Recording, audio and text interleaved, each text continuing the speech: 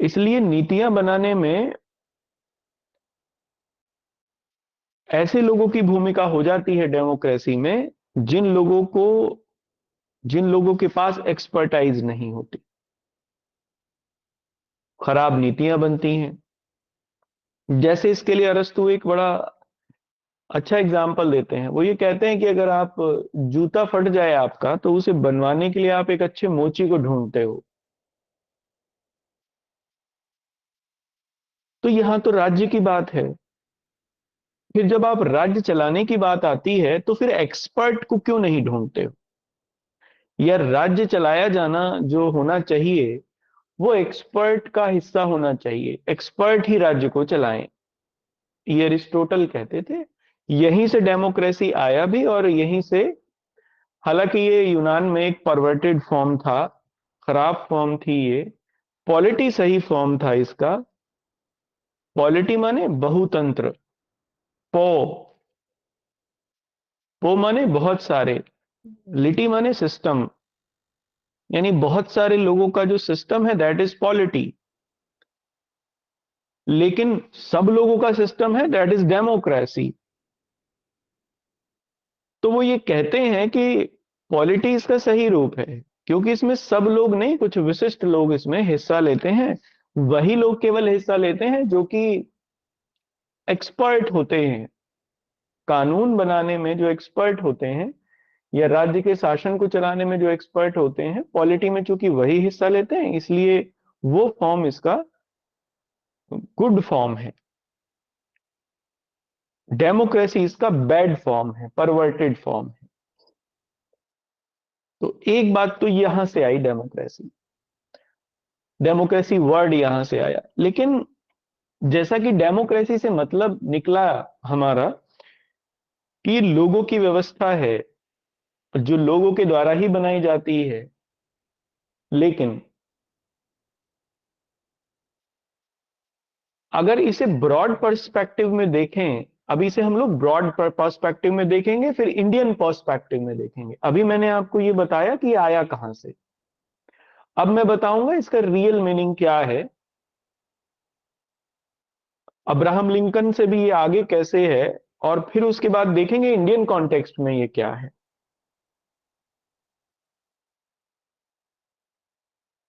देखो, डेमोक्रेसी अगर सही मायने में हम लोग कहें, तो it is a way of life. ये एक जीवन शैली है। और ये इस तरीके की जीवन शैली होता है किसी देश में, जिसमें किसी भी तरीके का अगर डिसीजन मेकिंग है, उसमें सब लोग समान रूप से हिस्सा लेते हैं। चाहे वो बिना किसी भेदभाव के, वर्ग, जाति, धर्म, इन सब चीजों से ऊपर उठ के। इसके अलावा जब राज्य सबको वापस लौटाता है, मीन्स ऑफ प्रोडक्शन का डिस्ट्रीब्यूशन करता है, तो वो भी बराबर करता है, किसी को कम ज्यादा नहीं देता, सबको समान देता है। जब लोग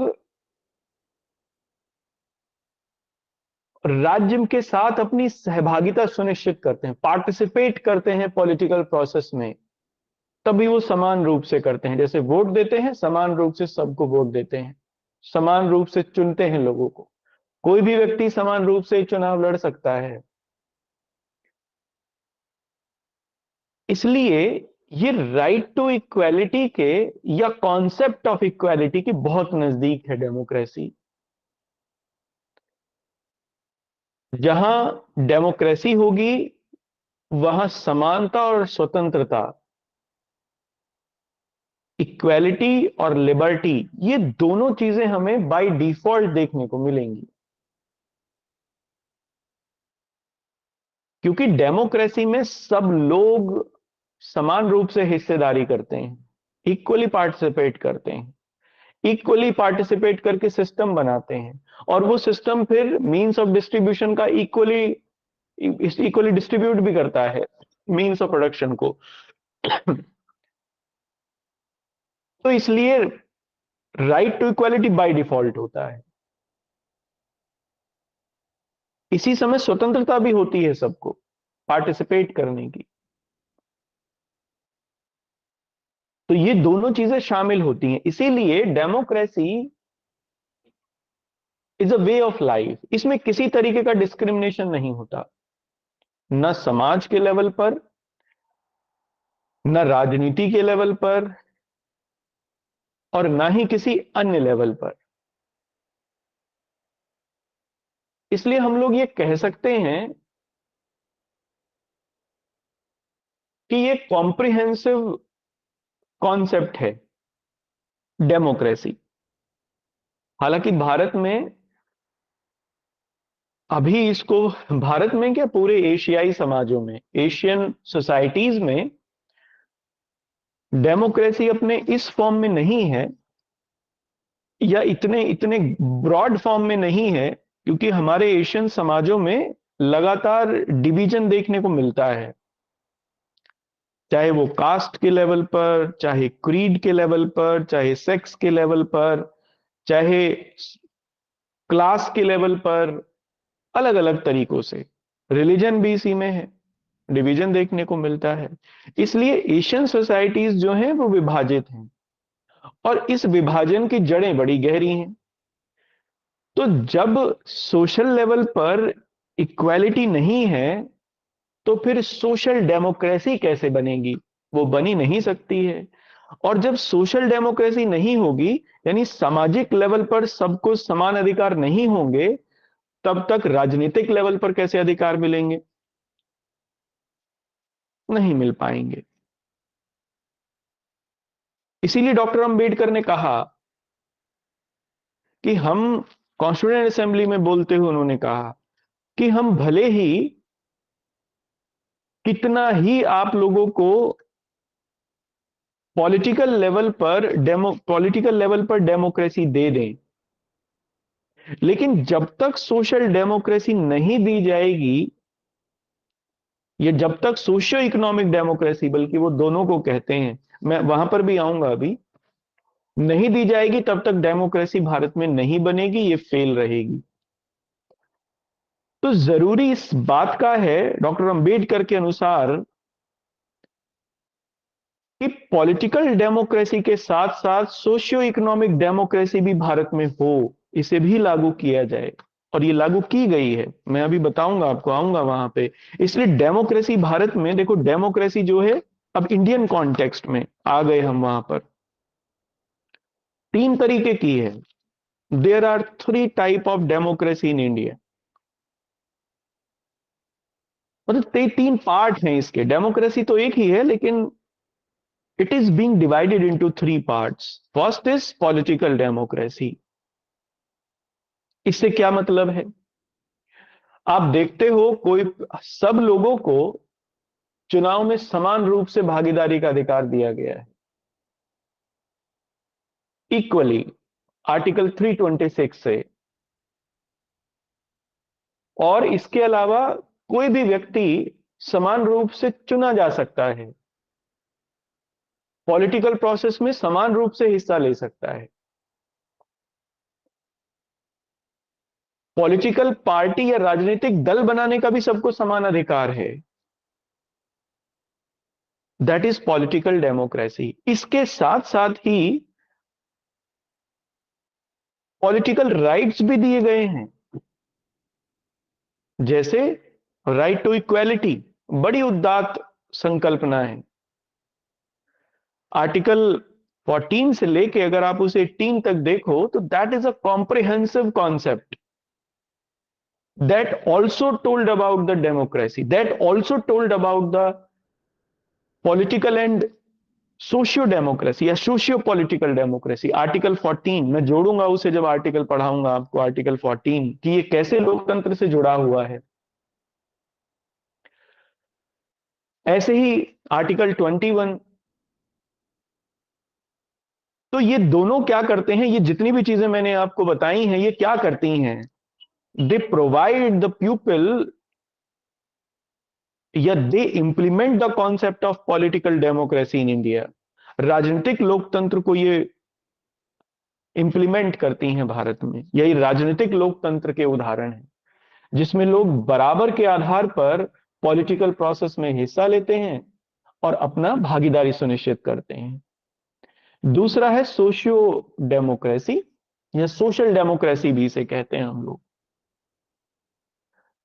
देखो, सोशल डेमोक्रेसी में अगर आप देखो तो भारत में बिना किसी भेदभाव के, जो भी हैं ये कास्ट, क्रीड, सेक्स, रिलीजन, बिना इसके भेदभाव के लोगों को समान अधिकार दिए गए हैं, इक्वल राइट्स दिए गए हैं, और इक्वली उनको एसोसिएशन का राइट भी दिया गया है। अपना संघ बना सकते हैं, समाज में हिस्सेदारी सुनिश्चित कर सकते हैं। और न केवल यह किया गया है, बल्कि यह भी किया गया है कि अगर कहीं पर पॉलिटिकल इक्वालिटी या सोशल इक्वालिटी की अगर कहीं पर कोई ऐसा डिस्क्रिमिनेशन देखने को मिलता है, तो फिर उसे उसके लिए दंड का भी प्रावधान है। जैसे आप छुआछूत और अनटचेबिलिटी, आजकल ये मतलब पहले से ही जब कॉन्स्टिट्यूशन बना तो उसमें ये इनके क्रिमिनल प्रोसीडिंग्स भी इसके अंतर्गत आती हैं। क्रिमिनल प्रोसीडिंग्स भी उस व्यक्ति के खिलाफ चलाई जा सकती हैं। तो that is the social democracy. बिना किसी सामाजिक भेदभाव के व्यक्ति समाज में अपनी हिस्सेदारी सुनिश्चित कर सकते हैं। इकोनॉमिक डेमोक्रेसी, अब इसको देखते हैं। देखो, इकोनॉमिक डेमोक्रेसी को अगर आपको देखना हो तो आप डीपीएसपीस को देख सकते हैं, और इसके साथ साथ आप राइट्स में भी देख सकते हैं कि जहां किसी व्यक्ति को कोई भी व्यवसाय, कोई भी बिजनेस, कोई भी व्यापार करने की पूरी छूट है, वो इनमें से किसी तरीके से भी या किसी छूट के लेवल पर भी किसी व्यवसाय को अपना सकता है, अपनी मर्जी के व्यवसाय को अपना सकता है, बिजनेस को कर सकता है। और डीपीएसपीस क्या करते हैं, तो आप उसमें साफ देखोगे आर्टिकल 39 में कि इक्वल डिस्ट्रीब्यूशन करते हैं इकोनॉमिक रिसोर्सेज का, देश के मीन्स ऑफ प्रोडक्शन का। That is economic democracy. तो इंडियन पर्सपेक्टिव में जो डेमोक्रेसी है, अगर हम लोग अपने कॉन्स्टिट्यूशन में देखें तो it is more comprehensive concept. संविधान वेत्ताओं ने, जिन्होंने संविधान बनाया, उन्होंने लोकतंत्र के एक एक आयाम को इसमें डाला डेमोक्रेसी के अंतर्गत। लेकिन इसी समय एक और चीज का ध्यान रखा उन्होंने। देखो, अब मैंने बात बताई आपको इंडियन कॉन्टेक्स्ट में कि इंडिया में डेमोक्रेसी क्या है। अब मैं टाइप बताता हूं डेमोक्रेसी के। देखो, दुनिया में मतलब डेमोक्रेसी के टाइप्स माने उसे इंप्लीमेंट कैसे किया जाए, एग्जीक्यूशन को किस तरीके से किया जाए, इस बारे में। तो दुनिया में लोकतंत्र को दो तरीके से एग्जीक्यूट किया गया आज तक।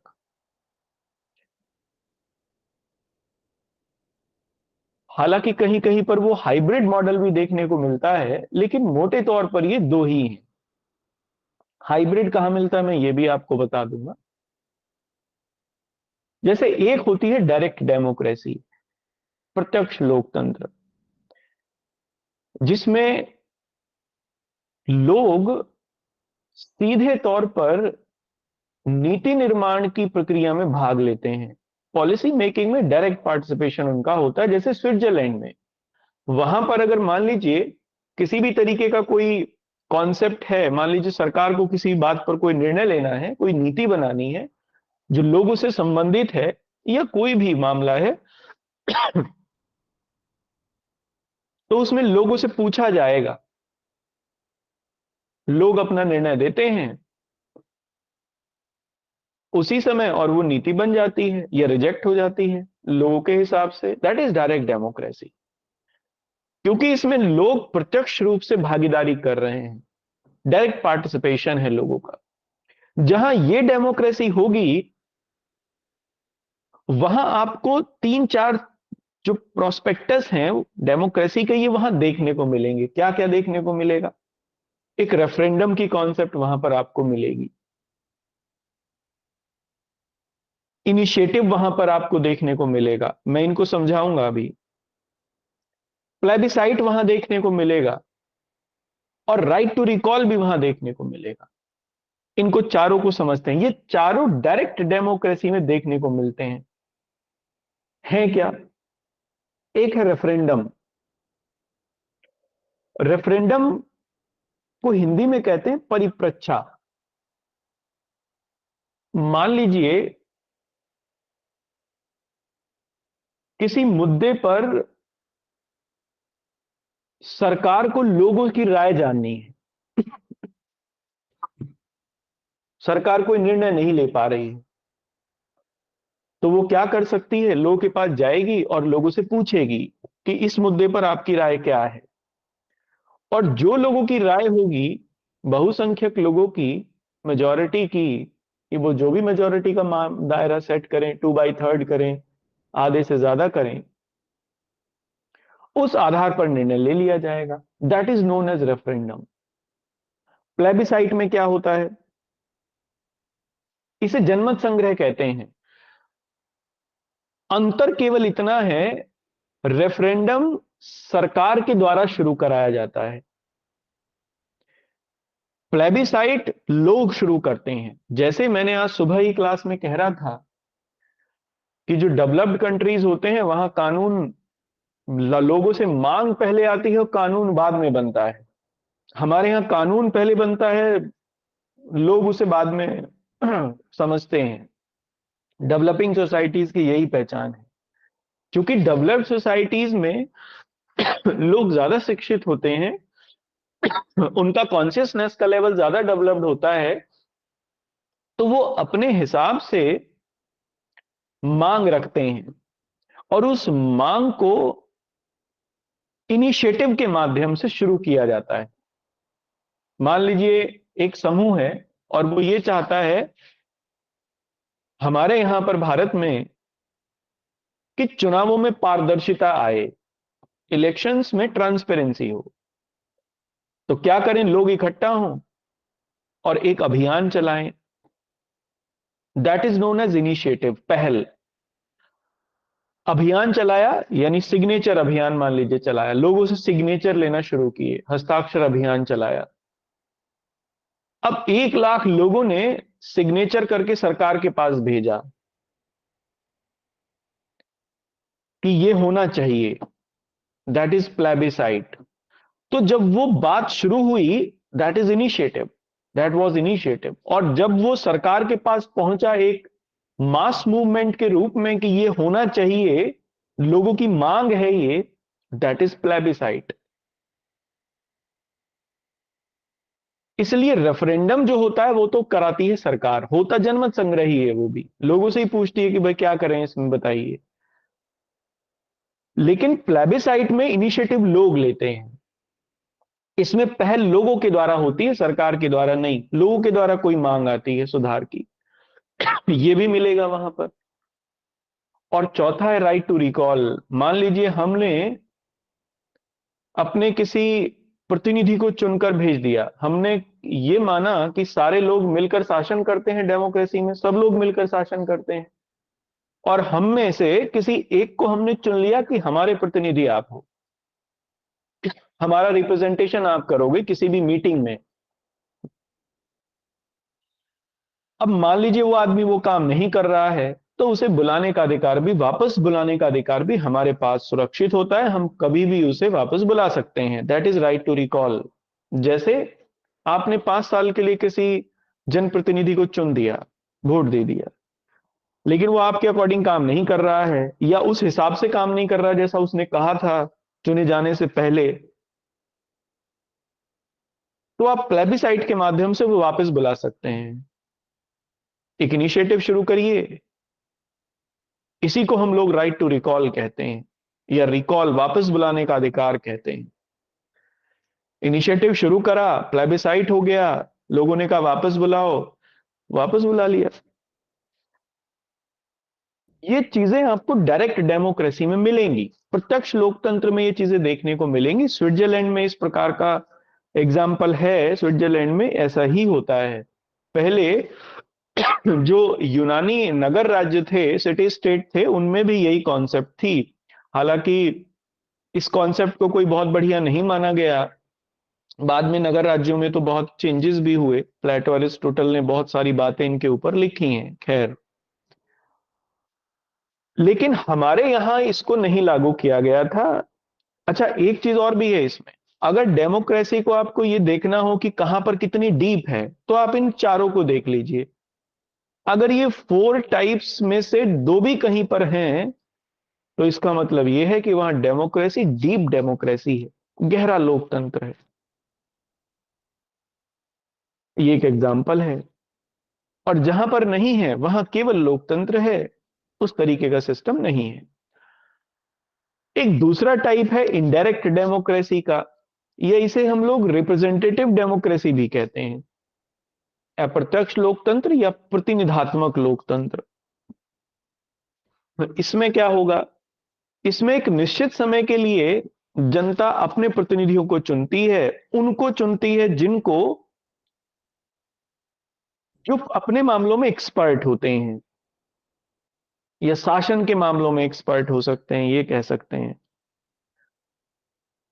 और फिर वो अपना जो अधिकार है, वो उनको 5 साल के लिए गिरवी रख देती है, ट्रांसफर कर देती है।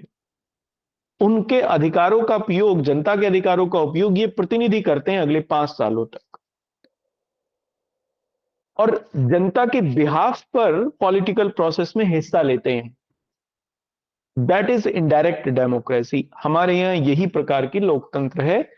कारण उसका यह था क्योंकि भारत एक बहुत बड़ी आबादी वाला देश था, विविधताओं वाला देश था, तो यहां डायरेक्ट डेमोक्रेसी का सफल होना संभव नहीं था। उस समय तकनीकी प्रगति भी इतनी ज्यादा नहीं थी। आज तो लोगों को जोड़ा जा सकता है टेक्नोलॉजिकली भी, ग्रुप बन सकते हैं और भी चीजें हो सकती हैं। अगर डायरेक्ट डेमोक्रेसी को एग्जीक्यूट करना चाहे तो हो सकता है इस समय तो।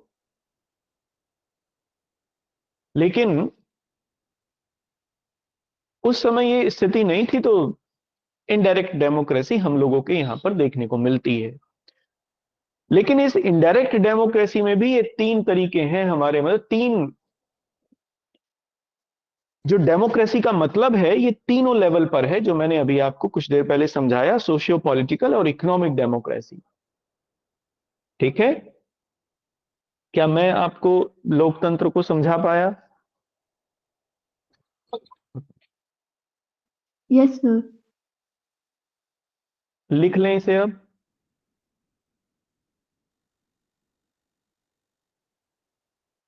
चलिए, हेडिंग डालिए डेमोक्रेसी, और इसमें आप पहला पॉइंट लिखना, डेमोक्रेसी। डेमोक्रेसी प्राचीन यूनानी शब्द, प्राचीन यूनानी शब्द डेमो डैश करके क्रेटोस, डेमोस, DEMOS, डेमोस, और डैश करके क्रेटोस से मिलकर बना है। Democracy is being democracy is being made by, या word democracy is being made by two Greek words, two Greek words, डेमोस प्लस क्रेटोस, जिसका अर्थ है जनता का शासन। डेमोस माने जनता, जिसका अर्थ है जनता का शासन। And the meaning of it is and the meaning of it is the rule of pupil, rule of प्यूपिल। ठीक है, अगले पॉइंट से लिखना। परंतु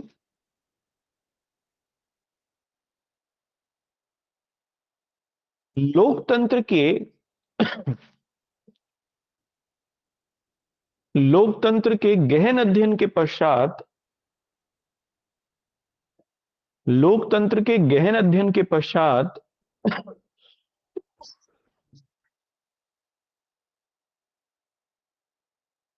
सही अर्थों में सही अर्थों में यह एक जीवन शैली है। यह एक भेदभाव रहित, ऐसा लिखिए, यह एक भेदभाव रहित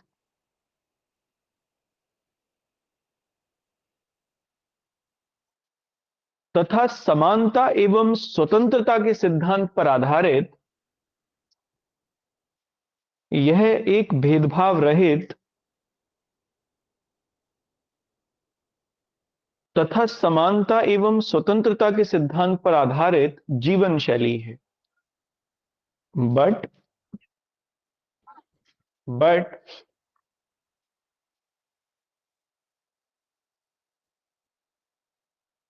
after after deep study but after deep study we found that it is a way of life को चाहे तो अंडरलाइन कर देना, क्योंकि बहुत बढ़िया शब्द है ये, आपके आंसर राइटिंग में बड़ी मदद करेगा अगर ऐसा लिखेंगे तो। It is a way of life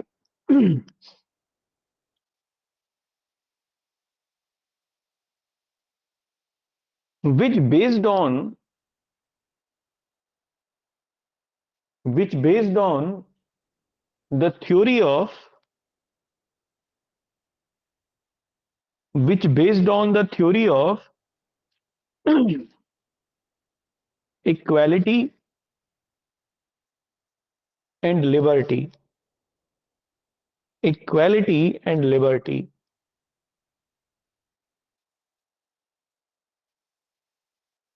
ठीक है, अब अगले पॉइंट से लिखना।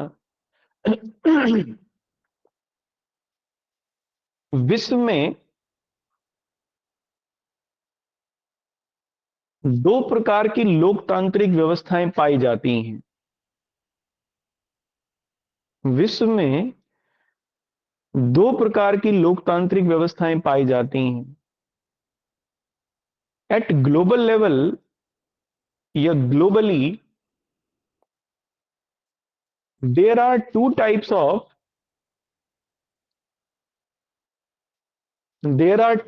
Of democratic systems. Two type of democratic systems. पहला लिखना प्रत्यक्ष लोकतंत्र, डायरेक्ट डेमोक्रेसी। ठीक है, और दूसरा लिखिए अप्रत्यक्ष लोकतंत्र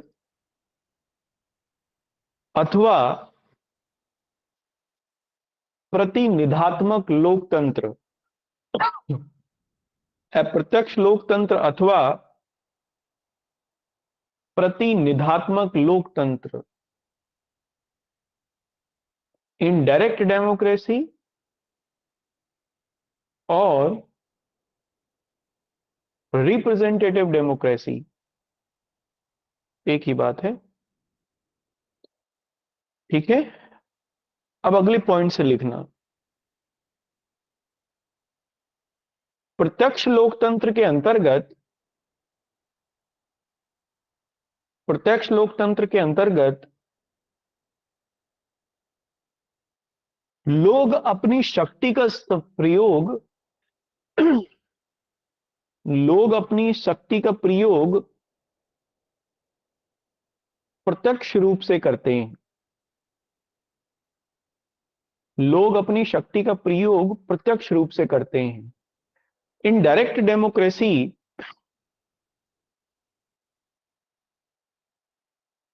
pupils use their power directly. वे नीति निर्माण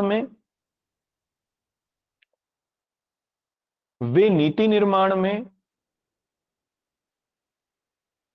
प्रत्यक्ष रूप से हिस्सा लेते हैं। वे नीति निर्माण में प्रत्यक्ष रूप से हिस्सा लेते हैं। दे टुक डायरेक्ट पार्टिसिपेशन, या दे हैव लिखना, they have direct participation, direct participation in making of public policy. प्रत्यक्ष लोकतंत्र के प्रत्यक्ष लोकतंत्र के 4 टूल हैं। टूल ही लिखना, औजार लिख सकते हो, लेकिन जिनके माध्यम 4 यंत्र हैं ऐसा लिखे। प्रत्यक्ष लोकतंत्र के 4 यंत्र हैं। There are 4 tools of direct democracy. ठीक है ना, 4 टूल्स हैं। कौन कौन से लिखिए। रेफरेंडम, अब इसको अंग्रेजी में ही लिखना, हिंदी मत लिखना इनकी। कोई दिक्कत नहीं है, क्योंकि इनका मतलब अंग्रेजी में ही निकल पाता है। रेफरेंडम। दूसरा इनिशिएटिव।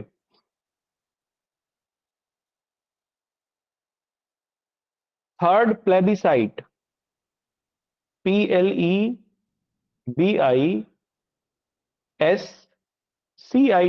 प्लेबिसाइट। और चौथा लिखिए रिकॉल। ठीक है ना, वापस बुलाना। ये चारों वहां देखने को मिलेंगे। ठीक है, अब इसका एक उदाहरण भी लिख लीजिए। नोट में लिखिए। स्विट्जरलैंड स्विट्जरलैंड विश्व में प्रत्यक्ष लोकतंत्र का स्विट्जरलैंड विश्व में प्रत्यक्ष लोकतंत्र का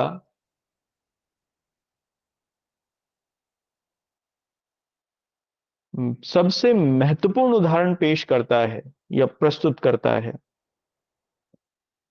सबसे महत्वपूर्ण उदाहरण प्रस्तुत करता है। Switzerland represents the most important example of direct democracy in the world. यहां तक क्लियर है? किसी को कोई समस्या है यहां तक समझने में? बताओ, अगर किसी को कोई है फिर समझा दूंगा।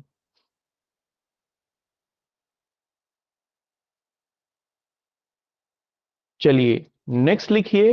अप्रत्यक्ष लोकतंत्र, इनडायरेक्ट डेमोक्रेसी, अप्रत्यक्ष लोकतंत्र अथवा प्रतिनिधात्मक लोकतंत्र। इनडायरेक्ट डेमोक्रेसी और रिप्रेजेंटेटिव डेमोक्रेसी। ठीक है, शायद मुझे लग रहा है सर की क्लास का टाइम हो गया है ना, इसे कल लिख लें।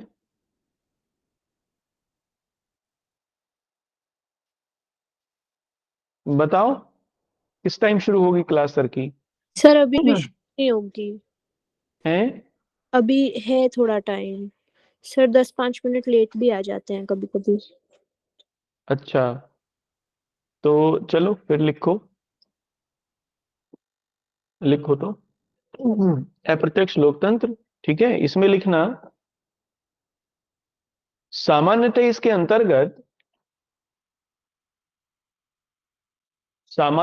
अंतर्गत जनता की शक्ति का प्रयोग सामान्यतः इसके अंतर्गत जनता की शक्ति का प्रयोग जनता के द्वारा चुने हुए प्रतिनिधि करते हैं। जनता के द्वारा चुने हुए प्रतिनिधि करते हैं। जनरली अंडर इट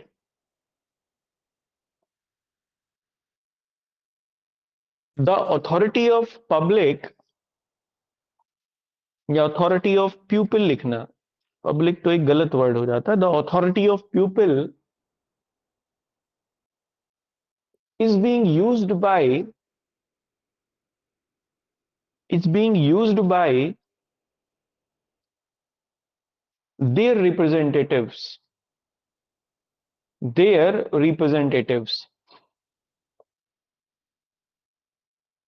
क्योंकि वे क्योंकि वे नीति निर्माण में कुशल होते हैं, क्योंकि वे नीति निर्माण में कुशल होते हैं, इसलिए एक निश्चित समय तक इसलिए एक निश्चित समय तक कुशलतापूर्वक कुशलतापूर्वक लोगों के प्रतिनिधि के रूप में लोगों के प्रतिनिधि के रूप में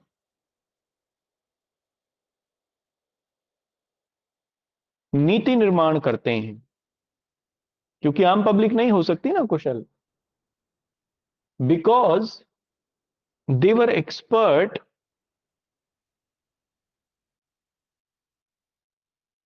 वर की जगह आर लिखिए, because they are expert in policy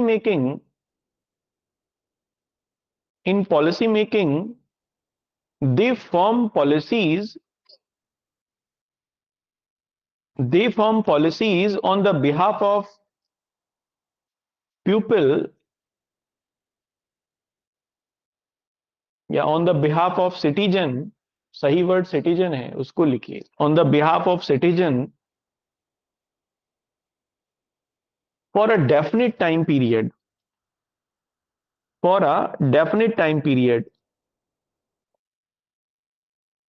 Bharat एवं अमेरिका जैसे, भारत एवं यूएस से लिखिए, भारत एवं यूएस से जैसे बहुसंख्य एवं विशाल देशों में बहुसंख्य एवं विशाल देशों में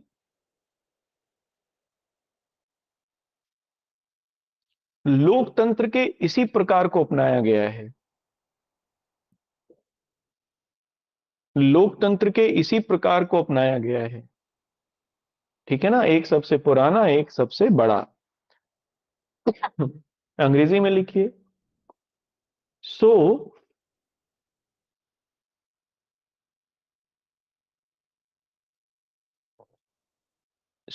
इन India and USA,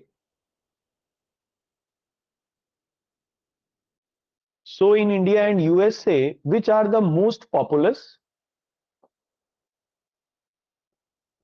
most populous and large countries,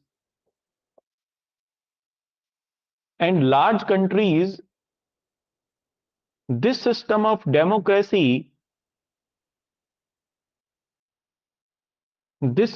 democracy has been adopted। ठीक है, चलो इसे यहां तक करते हैं, आगे कल करेंगे। इसमें अभी जो बचा है वो इंडियन कॉन्सेप्ट बच गई है डेमोक्रेसी की, भारतीय संकल्पना क्या है, जिसमें तीनों डेमोक्रेसी के लोकतंत्र में, इंडियन कॉन्सेप्ट में जो लोकतंत्र है, डेमोक्रेसी है, उसमें इसके तीनों पार्ट को देखेंगे, सोशियो पॉलिटिकल और इकोनॉमिक, तीनों को। ठीक है, कोई क्वेरी है तो आप पूछ लीजिए, आज यहां तक रखते हैं, आगे फिर मिलते हैं।